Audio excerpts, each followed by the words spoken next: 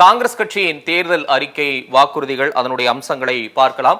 தனியார் கல்வி நிறுவனங்களில் பட்டியலினத்தவர் பழங்குடியினருக்கு இடஒதுக்கீடு வழங்குவதற்கான தனி சட்டம் இயற்றப்படும் என்ற வாக்குறுதியும் காங்கிரஸ் கட்சி அறிவித்திருக்கிறது.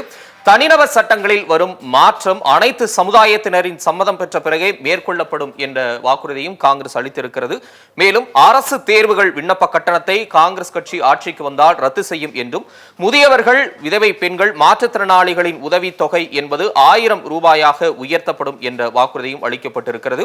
21 வயதுக்கு கீழே உள்ள விளையாட்டு வீரர்களுக்கு மாதம் 10,000 ரூபாய் ஊக்கத்தொகை, மூத்த குடிமக்கள் பாதுகாப்பு சட்டத்தில் உள்ள குறைகளை களையும் வகையில் மறு ஆய்வு செய்யப்படும், அனைத்து மொழிகளிலும் பிரெய்லி மற்றும் சமிக்கை அங்கீகரிக்கப்படும், LGBT சமூகத்தினரின் திருமணத்தை அங்கீகரிக்கும் வகையில் சட்டம் கொண்டுவரப்படும், புதுவைக்கு மாநில அந்தஸ்து வழங்கப்படும், ஆந்திர மாநிலத்திற்கு சிறப்பு அந்தஸ்து வழங்கப்படும் என்பன உள்ளிட்ட பல்வேறு வாக்குறுதிகள் 5 பிரிவுகளாக பிரித்து காங்கிரஸ் கட்சி நியாயப்பத்திரம் என்ற பெயரில் தேர்தல் அறிக்கையை வெளியிட்டிருக்கிறது. பல்வேறு விதமான வாக்குறுதிகள் இடம்பெற்றிருக்கிறது. மிக முக்கியமாக சமீப காலங்களில் குறிப்பாக 5 மாநில தேர்தல் கடந்த டிசம்பர் மாத அந்த களத்தை நாம் பார்த்தோம்.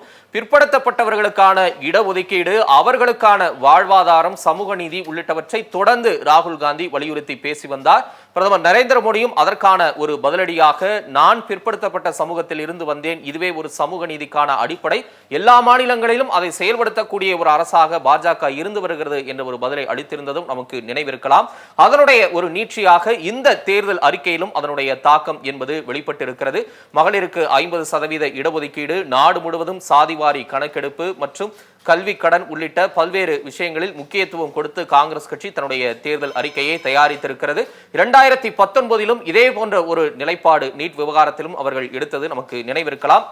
தற்போதும் நீட் விவகாரத்தில் மாநிலங்கள் அவர்களின் விருப்பத்திற்கேற்றபடி முடிவெடுத்துக் கொள்ளலாம் என்ற வகையில் அவர்கள் வாக்குறுதியை அளித்திருக்கின்றனர். அதாவது நீட், கியூட் போன்ற நுழைவுத் தேர்வு அந்தந்த மாநிலங்கள் விருப்பப்பட்டால் நடத்தி கொள்ளலாம் என்ற வாக்குறுதியை அளித்திருக்கின்றனர். மேலும் 100 நாள் வேலை திட்டத்திற்கான ஊதியம் என்பது 400 ரூபாயாக உயர்த்தப்படும் என்ற ஒரு வாக்குறுதியையும் அளித்திருக்கின்றனர். ஒரே நாடு ஒரே தேர்தல் சட்ட திருத்தம் என்பது முன்னாள் குடியரசுத் தலைவர் ராம்நாத் கோவிந்த் தலைமையிலான ஒரு குழு அமைக்கப்பட்டு அந்த குழு ஆய்வு செய்து அதற்கான பரிந்துரையும் குடியரசுத் தலைவர் திரௌபதி முர்முக்கு அளிக்கப்பட்டிருக்கக்கூடிய நிலையில் பாஜக அரசு அதனை செயல்படுத்துவதற்கு தீவிரமாக களமிறங்கியிருந்த நிலையில் தற்போது அந்த முறை என்பது ரத்து செய்யப்படும் என்று காங்கிரஸ் கட்சி தனது வாக்குறுதியாக அளித்திருக்கிறது. நாடு முழுவதும் நாடாளுமன்ற தேர்தல் களம் சூடு பிடித்திருக்கக்கூடிய நிலையில் இந்த தேர்தல் களத்தில் பரஸ்பர விமர்சனங்கள் அதிக அளவில் வருவதையும் நம்மால் பார்க்க முடிகிறது. மிகப்பெரிய வாக்குறுதிகளும் வழங்கப்பட்டு வருவதையும் பார்க்க முடிகிறது.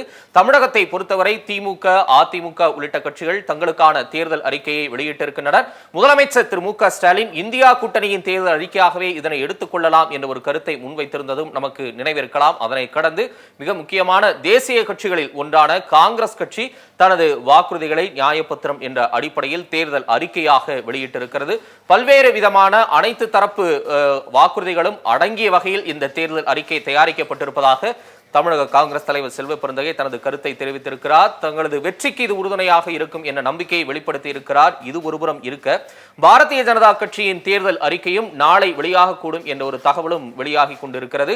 இன்னும் சில தினங்களில் அந்த தேர்தல் அறிக்கையில் என்ன விதமான வாக்குறுதிகள் இடம்பெறப் போகின்றன என்ற ஒரு எதிர்பார்ப்பும் ஏற்பட்டிருக்கிறது. வரக்கூடிய ஏப்ரல் 19 முதற்கட்ட தேர்தலை நாடு முழுவதும், குறிப்பாக தமிழ்நாடு எதிர்நோக்கி இருக்கக்கூடிய சூழலில் காங்கிரசின் தேர்தல் அறிக்கை வெளியாகி இருக்கிறது. பாஜகவின் தேர்தல் அறிக்கையில் என்ன அம்சங்கள் இடம்பெறப் போகின்றன, தேர்தல் களத்தில் அவர்களுக்கு என்ன விதமான ஒரு போட்டியாக இந்த தேர்தல் அறிக்கை உருவெடுக்கும், மக்களின் நம்பிக்கையை எப்படி பெறப்போகிறது என்பதையும் நாம் பொறுத்திருந்து பார்க்கலாம். ஒட்டுமொத்தமாக காங்கிரஸ் கட்சியின் இந்த தேர்தல் அறிக்கை என்பது பல்வேறு அம்சங்களை உள்ளடக்கி இருக்கிறது. பாஜகவின் தேர்தல் அறிக்கையும் தொடர்ந்து சமூக நீதி மற்றும் இடஒதுக்கீடு, மக்களுக்கான நலத்தை உள்ளடக்கிய அறிக்கையாக இருக்கும் என்று அதனுடைய தலைவர்கள் பல இடங்களில் பிரச்சாரத்தின் போது சொல்லி வரக்கூடிய நிலையில் அந்த அறிக்கை மீதான எதிர்பார்ப்பும் கூடியிருக்கிறது.